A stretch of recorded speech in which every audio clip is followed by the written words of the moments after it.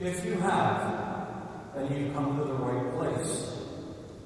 Our God, you see, without question, is a God of second chances. Even second chances. That is God's way, and it should be, in fact needs to be, music to our ears. But there's a hope. Those second chances are not only for me, who clearly deserves that privilege, but second chances are also afforded to the one who we deem unworthy, undeserving of the same. That is God's way too. And friends, God's ways are not our ways. And thank God for that. We heard a great example of how God works in last week's gospel about the landowner who paid the same daily wage to those who started work in the vineyard at 5 p.m. as those who started at 9 a.m. And in our gospel from Matthew today, we hear another example. This one about the two sons, both who changed their minds. The one who enters the kingdom of heaven is the one who first says no to doing the Father's will, but then changes his mind and does it. Jesus makes the stunning case that even prostitutes and tax collectors who change their minds are entering the kingdom ahead of the self-righteous son who first says yes to doing the Father's will, but then at the last minute says no. How unfair, right? For that son to be denied entrance into God's kingdom, who perhaps did his Father's will for a long time, but then at that same last minute turns away and says no. And then the Johnny-come-lately who does his own thing, and at the 11th hour turns to do the Lord's will. He's going to get into the kingdom of heaven first. It seems that the answer is a resounding yes.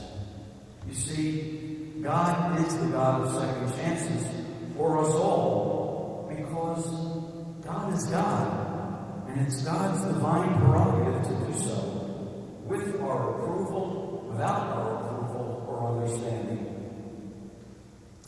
Alas, we return to the simple truth that God's ways are not our ways. And yes, indeed, thank God for that. One of the most powerful films I have ever seen is the 1995 film Dead Man Walking. In this film, based on the true story of Sister Helen Praem, Susan Sarandon plays Sister Helen, a nun assigned to lend spiritual assistance and guidance to Matthew Consulate, an arrogant, unremorseful man sentenced to the death penalty for the rape and murder of two teenagers in Louisiana, played by Sean Penn. As attempts fail for a stay of his execution, Matthew develops a bond with Sister Helen, who accompanies him on the journey of admitting his guilt and accepting the love of Christ into his heart. On the outside, however, Sister Helen faces the scorn and judgment of many. Why are you ministering to the murderer and not to the victims' families? She is asked quite directly. But Sister Helen stays close to Matthew, and as he heads into his execution by lethal injection, he admits his guilt and asks the families of the victims for forgiveness and prays that his death will bring them some peace.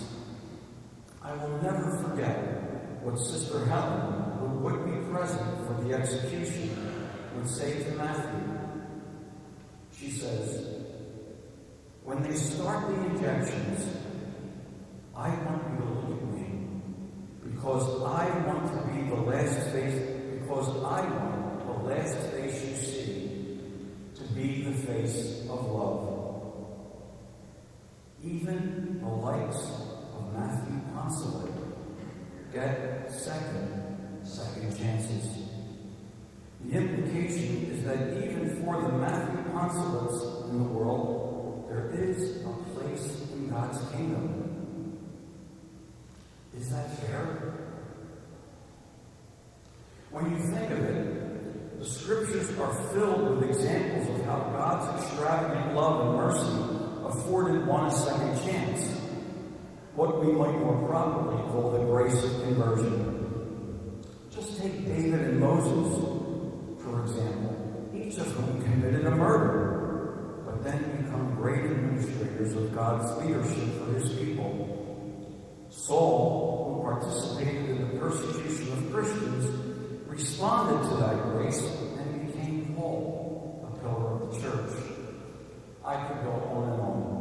However, the real challenge, the real call our readings present to us today is to take an honest look at our own hearts and name those times and places where God's extravagant love and mercy afforded me a second chance, after second chance, after second chance. I suspect we all could create quite the list.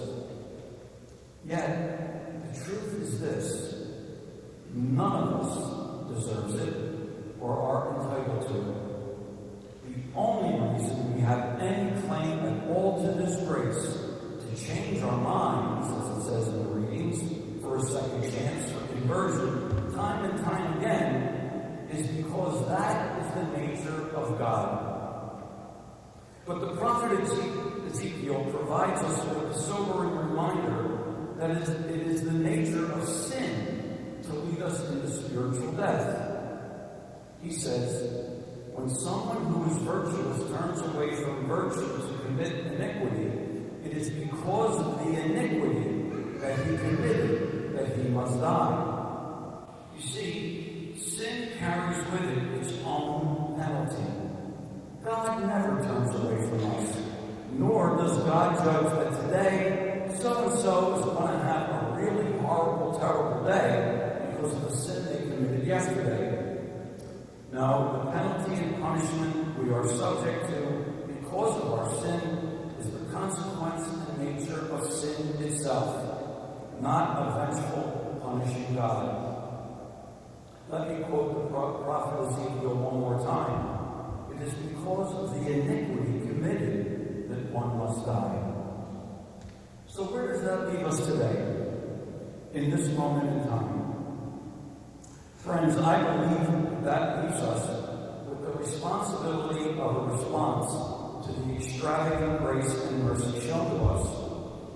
If our God has been our God of second chances, I believe our goal is to cooperate with God's grace, to be his instrument in opening the door to a second chance to one another.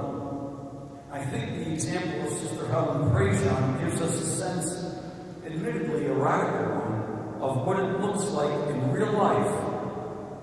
That is, to be the face of love to a hardened criminal on death row who has the last-minute conversion as he faces his own day of reckoning. St. Paul gives us perhaps a less radical but equally powerful way to be a walking manifestation of the God of second chances. And that is to put the needs of others ahead of our own. He says, complete my joy by being of the same mind, with the same love, united in heart, thinking one thing. Humbly regard others as more important than yourselves. Imagine for a moment the potential impact of that one thing.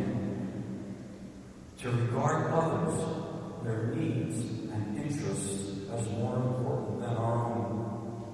Imagine if that was the one thing that united us in mind and heart. At the very least, I think we would be less inclined to look at the second chance afforded to another as unfair. I cannot help but be reminded of the opening chapter of the Rule of St. Augustine that calls all of us in the Norbertine community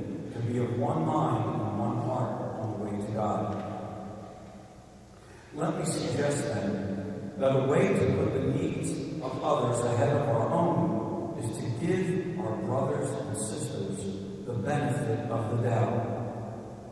Just as another might not know the depth of our own heart or the extent of our journey, we might not know the heart of another. All we really need to know to be the face of love and mercy to another is that we have been shown that same face time and again in our own lives. That needs to be enough to lead us to strive to be of one mind, one heart, with the same love, thinking one thing. Have you ever hoped for a second chance? Well, if you have, you've come to the right place. It is in this context, the Lord's house, that we